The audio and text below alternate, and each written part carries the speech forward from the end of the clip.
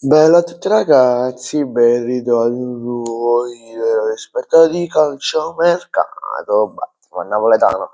Come state oggi? Spero tutto bene. Allora, oggi parliamo dei talenti italiani. Eh, talenti italiani, ok? Vediamo che cacca. Oggi, allora, eh, prima di iniziare col video, vi ricordo che questo video è stato fatto grazie agli amici di The World of Football. Troverete il canale giù in descrizione. E quindi andateci a fare un giro pure là. Lì troverete il link del canale. Il link del canale sotto al canale WhatsApp in descrizione. Scusate se mi ha già ammalato un poco, però stiamo pensando a un'altra cosa, ma vabbè. Allora, vai giù. Allora,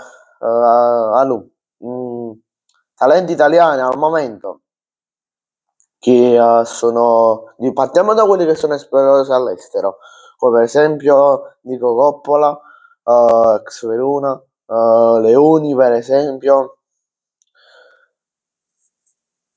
Raspadori, però tiene 26-27 anni è nel suo prime, che è esploso all'estero, però ora è tornato in Italia e non ne sa essere, però lo mettiamo giusto perché è tornato in Italia da una massimo 2 settimane.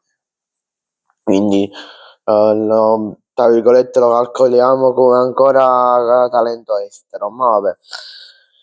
Diego Coppola, l'ho nominato, e anche Leoni, non mi ricordo se l'ho nominato, del Liverpool. Ha fatto un inizio di stagione con Liverpool, vai giù, come pareva Maldini, come pareva il miglior difensore mondiale, cioè pareva Messi a difesa, faceva capire, però poi si è infortunato, allenamento crociato, sto crociato, rompe scatola sempre, e fino a fine anno starà fuori col Liverpool. Poi, scusate, voglio simpaticare, vabbè, poi in Italia, cioè, poi vai giù, no? All'estero, soprattutto in campionati come Premier League e Liga Spagnola, c'è i talenti, ok? Sono proprio di un altro livello rispetto a quelli italiani, perché i talenti, che ne sai, spagnoli, inglesi che giocano in Inghilterra, sì, 15, 17 anni, già stanno alla prima squadra, già hanno vinto 2 trofei, già hanno vinto la nazionale. Pigliamo esempio Haaland, tiene 23-24 anni, pigliamo esempio Bellingham, Jude Bellingham, pigliamo esempio la Yamal, cioè, ma già in Portogallo succede questo, che a 15, 16, 17 anni già ti buttano in prima squadra. Poi può pure capità il talento che aveva bisogno di un altro annetto, un annetto e mezzo di giovanili, fare un under, ok? E quindi ci può pure stare, che magari non esplode subito.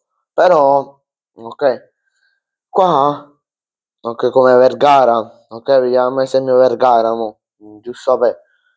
Tene 23 anni, ok, tu a 23 anni in Inghilterra già sei un veterano, già sai tutto cosa, come funziona, ok? Non sei più un giovane, ma per l'Italia sei un giovane.